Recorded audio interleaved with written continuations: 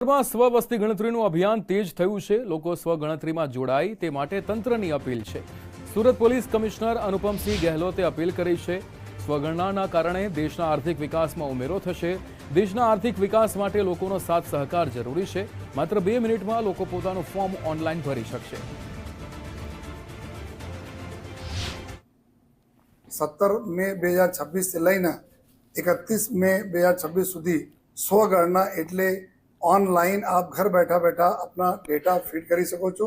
સ્વગણનામાં ભાગ લઈ શકો છો જોઈએ અને આપના જેટલા બી આપના માહિતી રહેશે જોઈએ આ તમામ માહિતી અતિ ગુપ્ત રાખવામાં આવશે। આ માહિતી કોઈ શેર કરવામાં નહીં આવશે જોઈએ।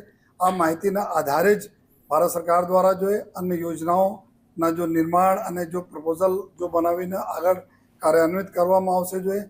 જેથી હું બધાને રિક્વેસ્ટ કરું છું, અમારા નાગરિકોને અપીલ કરું છું કે આપ સ્વગણનામાં ऑनलाइन अपना डेटा भरीने सहभागी बनो। जेना लीधे जो 2027 जनगणना जो आंकड़ा आवशे एना आधारित आ देशना विकास में आपने बहुत महत्वनो जो है रोल रहेशे।